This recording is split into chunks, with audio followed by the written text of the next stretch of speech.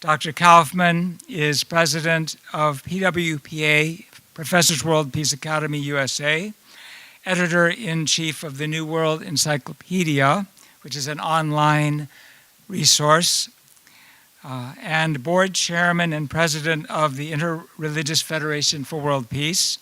He teaches at New York area universities and graduate schools, and is an educator and consultant for religion and spirituality for people of all ages. Young people love to hear him speak, so I think you guys are going to really love to hear him speak. And older folks too, but no older folks came here today. And for religion and spirituality for several global youth organizations and diverse organizations. Frank is the recipient of numerous international peace awards and academic awards. And Dr. Kaufmann will be speaking to us on Reverend Moon's influence on religion in the 20th and 21st century. So please welcome with me Dr. Frank Kaufmann.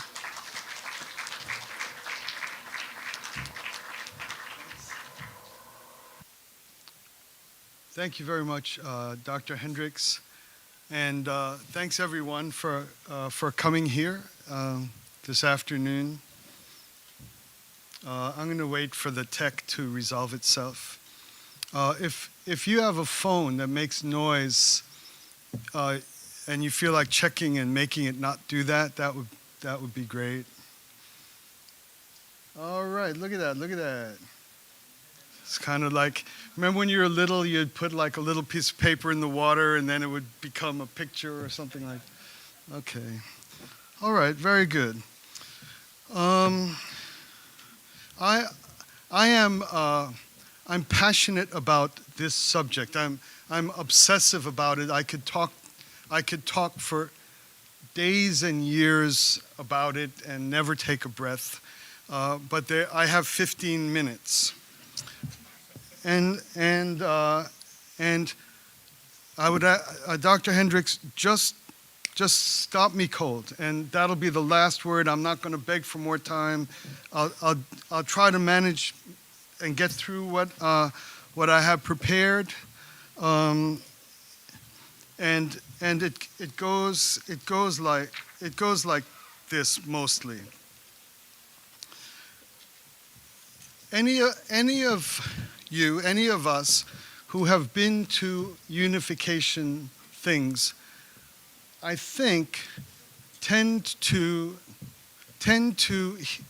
hear long lists of how great we are and how much we've done and how famous are the people who hang with us.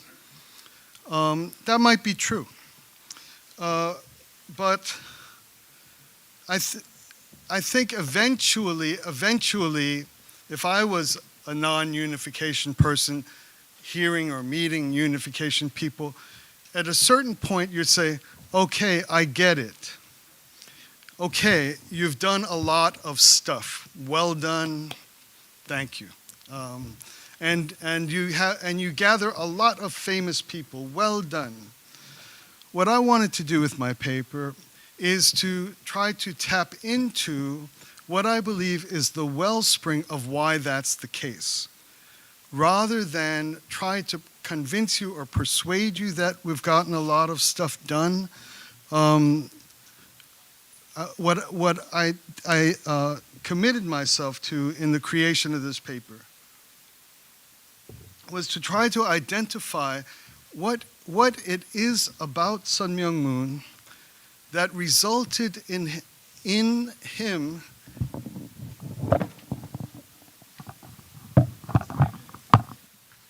what? Yeah? Thank you. Okay. That resulted in him being able to do this. Okay. So here we go then. Reverend Moon is above all a religious individual. He claims to have had a particular experience with God. He claims to have a particular significance and important spirituality, and I argue that this spirituality is that which has generated this unimaginable abundance of outcome and results, the likes of which we are experiencing here this week. So since it is his spirituality, or it is him as a religious individual that is the wellspring of the types of unimaginable things like we're witnessing this week, I created in my paper an account of what that is, very briefly. Where do I point this? Okay, here we are. I don't know if that's legible, but my point is that one can't just say Reverend Moon is a very spiritual guy. I want to introduce the particular dimensions of his spirituality. Most people who have made an effort to understand him biographically is familiar with his prayer on Easter, on the Easter Eve when he was 16, or in the year he turned 16, on Easter Eve. He was desperate in prayer, and he had an experience of Jesus appearing to him and commissioning him in his life's work. What he describes in his autobiography, the nature of that prayer is that human suffering he was inconsolable over the fact of human suffering, and he was demanding of God, not demanding or beseeching God, to ask God, why doesn't God do something about this issue? It was that prayer. It was the context of Jesus appearing to him and commissioning him. And so the other thing to know about Reverend Moon's spirituality is that it was driven by pain over human suffering. That's identical to Siddhartha Gautama. That's how Buddhism began. Pain over human suffering. And the whole of Buddhism is nothing other than to address the end of human suffering. The other thing was that Reverend Moon prayed in a Christian manner. So world affairs and history results in this particular kid pained by human suffering, ends up a Christian praying type of individual. He gets his communication from God through Christ, and the response of that is he spends 9 years in personal investigation into the spiritual world, into the natural world, and into biblical scriptures. So the roots of what he put together as the framework of everything he's done since grows out of research into nature, the spiritual world, and Christian scriptures, or Jewish and Christian scriptures, the Bible. So he could have taken his experience with Jesus and just preached Jesus.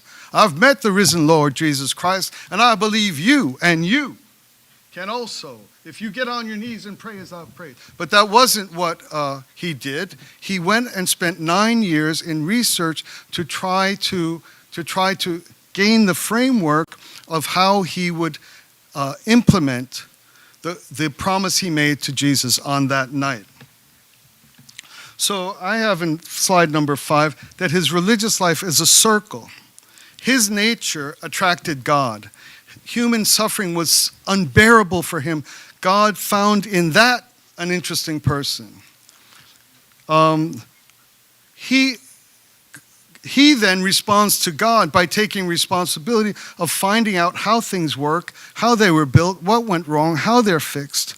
So it's a cycle of he brings himself to God, God brings himself to him, he responds responsibly. The more he tries to gain and acquire the type of information and knowledge that would make him carry out God's will, in turn gets God's response.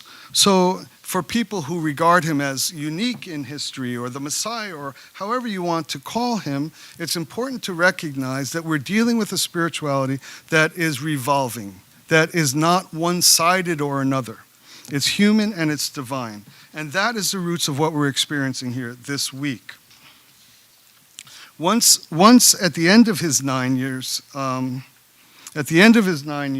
of prayer and research and study, he produced an entire systematic thought. It's called the Divine Principle, and that became the foundation of his impact, the beginning of how he impacted religious life. How am I doing, Dr. Hendricks? All right, thanks. Okay. All right. So in my paper, I hope you do take time to read it, maybe on the plane. 7, beautiful. Okay, now I'm rich. I'm richer than I was a minute ago. I just used it up. Okay. I said the influence on the spiritual world had 3 manifestations. He founded his own religious community. That impacted the history of religion. Unification people and their families are doing something to the history of religion just by being religious in unification ways. The other thing he did was he founded numerous Christian theological associations, multi-religious associations that are theological, academic, and scholarly in nature. And the third thing he did was created interfaith activist peace organizations. So that spirituality that I described in the first slide produced 3 arenas where he impacted the religious world and religious history. The first one, creating a community of faith, had these elements in it. He wrote a complete theology, an account of all of reality, from the beginning of time to the end of time, from the spiritual world to the physical world, from being a baby to being a grandpa. There is nothing in any part of reality that he doesn't seek to account for in the theology he created, the divine principle. Then he created a growing religious community.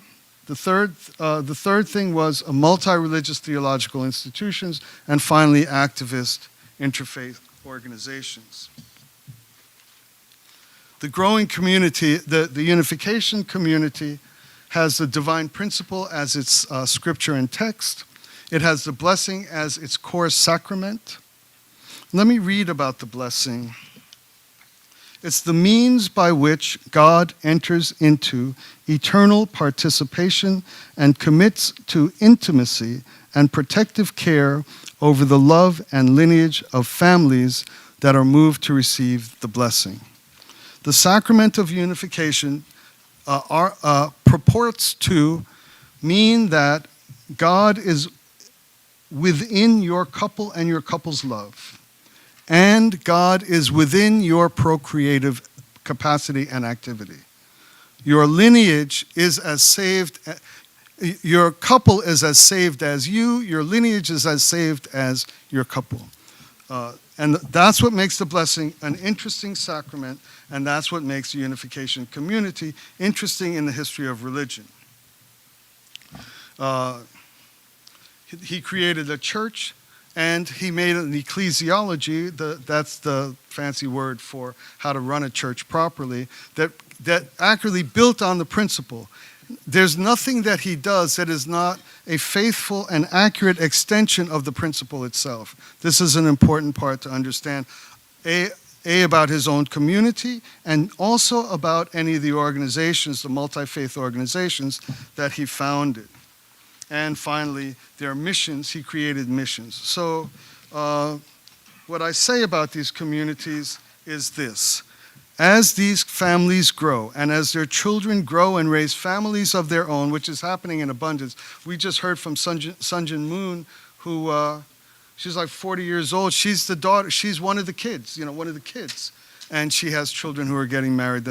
Other members of her family have children also getting married. So this is, as the community grows, unification, culture, traditions will impact society, culture, schools, universities, media.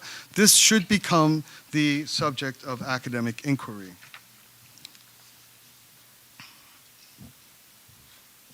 Okay. The second thing that Father Moon created was multi-religious theological institutions. Okay. Most people, even unification people, think that this was something that Father Moon also did. He has a church, he's a church leader, he blesses people, he's the Messiah for them. But in addition to that, he was a great guy because he argued that religions should get along.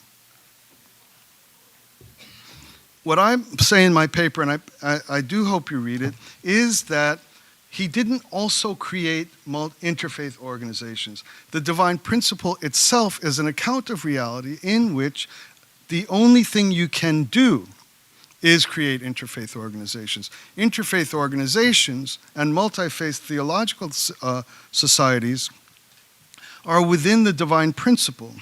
So you can read what I wrote. By its very nature, the principle by its very nature must found itself in multi-religious theological institutions. These include the Unification Theological Seminary. The first faculty did not have a unification member in it. It had a Methodist, it had a Dutch Reformed, it had a Jewish rabbi. His seminary, his own seminary, and his contemporaries said, "You're crazy. You're going to have no members by the time they graduate. They'll all become members of other religions." It didn't bother him at all, and here they sit. One is your moderator right there. He created Christian ecumenical conferences, and these are the New Ecumenical Research Association, conferences on God, the contemporary discussion, and a book series on the God series. The God series produced 10 volumes in what might be argued as the darkest time of theology. The darkest time of theology. It was the rise of the death of God theology and the rise of deconstruction, in which referential language was being undermined by the intellectual community of the West. And he produced a theological community that regained the ascendancy of a constructive and affirmative God, positive God writing that redesigned the Western Theological Academy. It's a little known reality of his contribution. Oh, my time is up. Okay, then. I promised that I wouldn't do this, but I will just do the last thing, okay? Yeah, I promised I wouldn't. Sorry, thanks. I would have appreciated a warning. Okay, so that was the theological, and then finally, he created a great number of multi-faith activist peace organizations. So this is the one I didn't get to develop, but I hope some of what I was able to communicate is helpful to give you a better understanding of the roots and the animating impetus of what Father Moon has done to the religious world in the contemporary time. Thank you very much. Thank you very much.